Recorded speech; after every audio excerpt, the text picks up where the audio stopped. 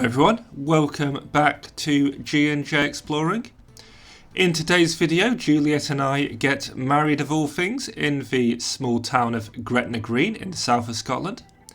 We then spend a very enjoyable couple of days along the coast in Castle Douglas, having a look at the sights around it and generally having a relaxing time on our mini-moon. Thank you for watching and I hope you enjoy this video.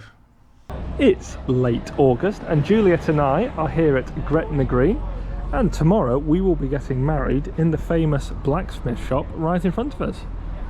Juliet, I give you this ring. Juliet, I give you this ring as a token of my love and affection. as a token of my love and affection. And with this ring, I re-wed. I thee wed. Now if you could give Juliet George a ring, please. Lovely. Thank you very much, Matthew. George, I give you this ring. George, I give you this ring as a token of my love and affection. as a token of my love and affection. And with this ring, I thee wed. I thee wed.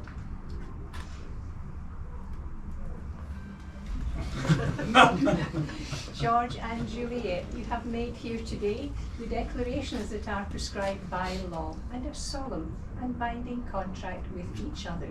You have sealed that contract, the giving and receiving of rings. May you always love, honour and cherish one another. May nothing ever part you, and may you have a long and rich life together.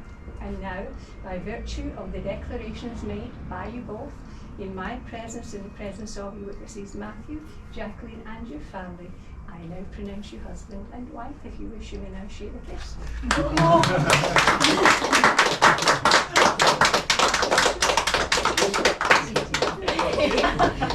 Do you know the significance of the anvil in Gretna? I do, we don't.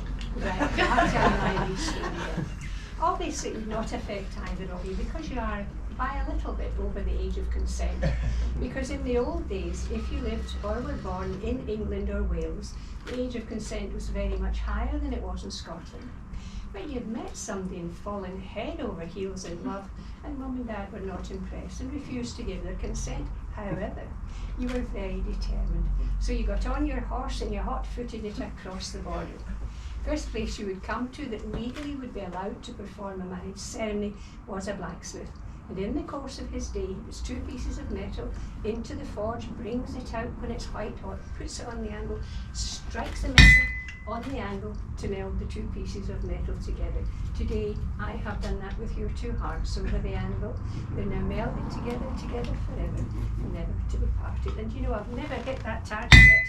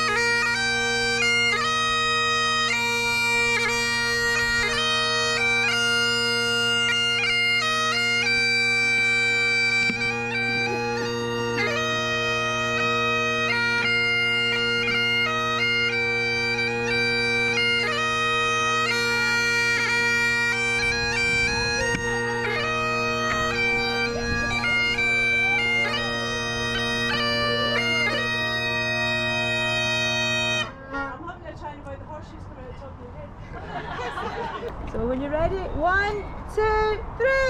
Yay! Have another kiss! Oh, sweetie! It's more than they've had all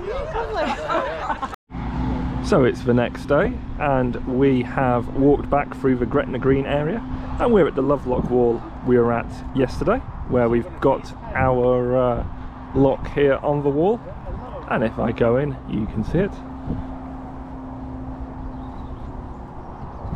And there we go, we'll be here for all eternity, or at least until it rusts and falls off. And now we are going to go walk around in this heart-shaped maze and Then we're going to go press some flowers. And once we've done all that and we've managed to extricate ourselves from our relations, we're going to be heading along the coast to somewhere whose name I have forgotten. So we're going to go into that maze and see what we find. So we're now at the heart of the maze after a very mature run through it. My sister and I won. And everyone else is now coming through. Juliet's going completely the wrong way. She keeps me following her. She keeps me following her, so I went off and...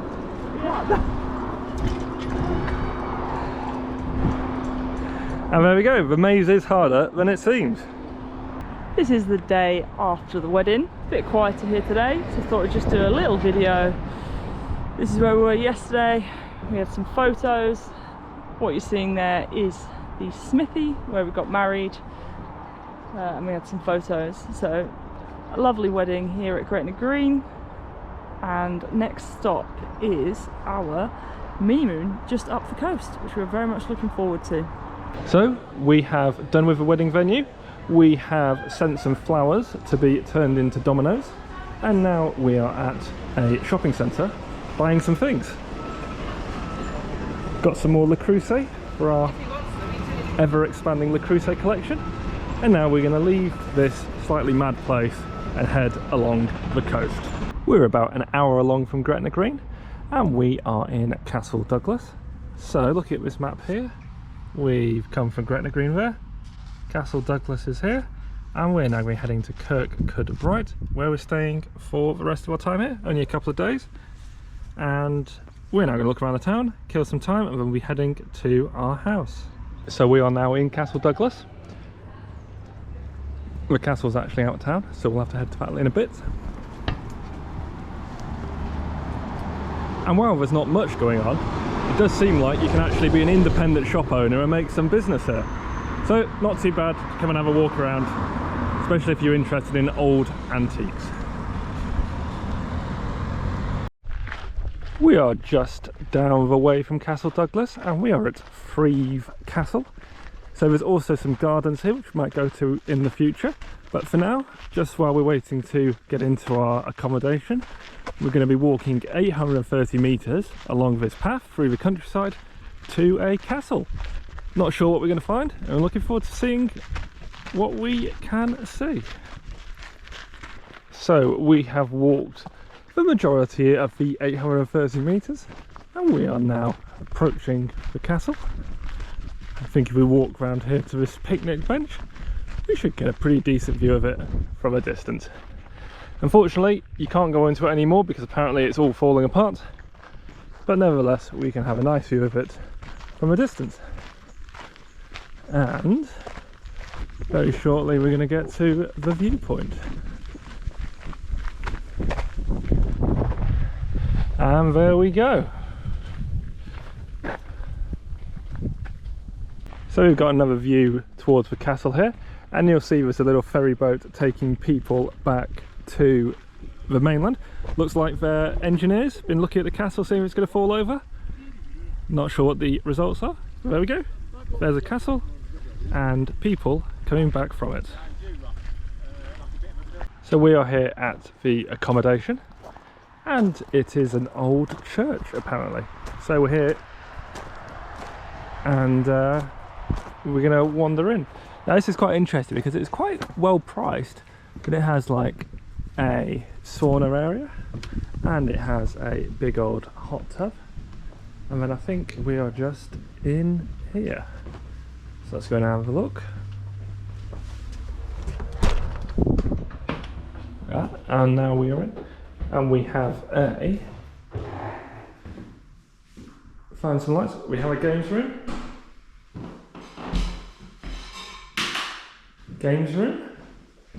Some pack lab.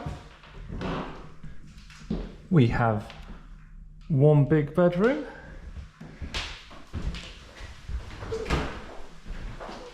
We have nothing.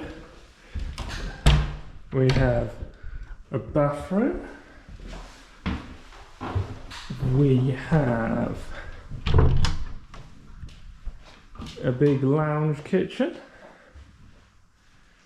And then we got one more room. What's going to be in the final room? We have a final room with a washing machine. So, very nice, and especially for the fairly small amount of price we paid. It's going to be us for the day. We're going to have a sit down now, and we'll be back out and about tomorrow. It's a new day here in Scotland, and Juliet and I are out and about again. It's quite late in the day, it's about 1 o'clock. We did have a bit of a lie in and go in the hot tub this morning, but we're back at Castle Douglas, and the first thing we're doing is having a look at this very nice lock, and I believe there's a bit of a viewpoint just down here. And then we'll be heading just down the road to Threave Gardens, which I think is associated with the castle we were at yesterday. Once we've done that, we're going to be heading to a chocolate making location, but for now we have this fairly pleasant view out across the landscape. Let's see how far I need to go into the bush to get to a good view. Just here, and there we go, a lovely view out across the loch. We are now in the gardens, and we're very fortuitously able to get into these for free because we are National Trust members. But we have this very nice flower bed, and we have this very nice pond, and we're now going to be heading into the walled garden, which is just behind me, and having a look around in there. And here we are inside the rather substantial walled garden.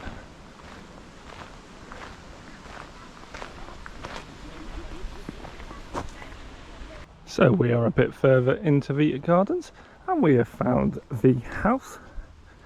Very nice house, not open today, but the main attraction is the gardens really. So we're just going to head up there, then we'll be heading into the woods behind it, where apparently there are some red squirrels to spot. We're now at the top of the garden, just past the house. We've had our Tunnocks caramel wafer snack items, and now we're going to be heading into the wood just over there through the fairly secure gate, where apparently we're going to be able to see some red squirrels if they're not all hiding. And for those who don't know, red squirrels are an interesting thing to see in the UK because the North American grey squirrel has basically overridden all of the red squirrels, so there aren't that many to find. There we go, a very nice view to look at. Even managed to find a path, which is pretty good. And there we go, one very nice view out across the hills of Scotland. So if we spin round a bit, that's Castle Douglas there where we've been the last couple of days, and spinning round some more, we have the hills all around us. We're a bit further along the path, and we're in the red squirrel hide. So this is here to have a nice view out towards what's hopefully going to be some squirrels at some point. But for now, it's just a load of birds eating some nuts. There we go, there's a squirrel eating its lunch.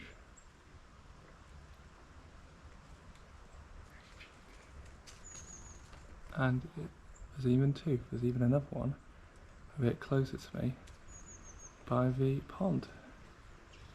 Now we have another red squirrel that just tried to come in the hide. Safe to say I screamed at him, and he's now in front. Not in the hide, which is where squirrels should be. And we now have a squirrel inside the nut holder, having a nibble away. Now you may be able to see it eating through the window a little bit, I know I can. And maybe if we wait here a little bit, the squirrel will pop out. Oh, there we go, there is a squirrel coming out of the nut holder. We have left the historic monument, and we are now at a children's play park here by the Cocoabean chocolate making company.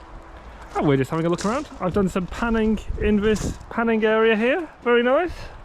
Got a bit of iron pyrites. Juliet's up on the top of that, she's about to come down. Come on, Julie. 3, 2, 1.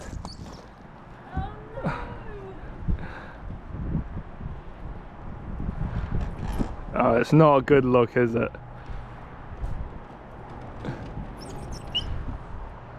And there we have Juliet's very dignified arrival at the bottom of the slide. And here we have the well-known chocolate T-Rex. It's very tempting to climb all the way up its back, but I'm sure that would get me a big telling off. And there we have it, a very nice playground. Next stop for us is going to be inside, where we're going to do our chocolate making activity. Juliet and I are back from our adventures at the chocolate factory. We didn't do any videos there because we got very sticky, covered in chocolate. It's a little bit more hands-on than expected, but quite good fun. I would recommend it. It was not too expensive, about £20 to £25 per person.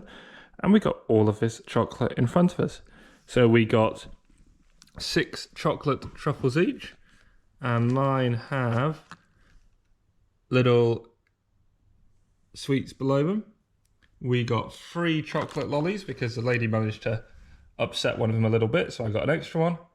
And we got 1 and 2 massive slabs of chocolate, and they are absolutely massive. And Juliet also has a very nice little chocolate butterfly. Looks okay on this side, but a bit more ropey on that side. But all in all, well worth doing, and I would recommend it to anyone in the area. We're going to be having a fairly chilled evening tonight. We're going to go get an evening takeaway, and tomorrow we're going to be heading out when the weather is looking really nice.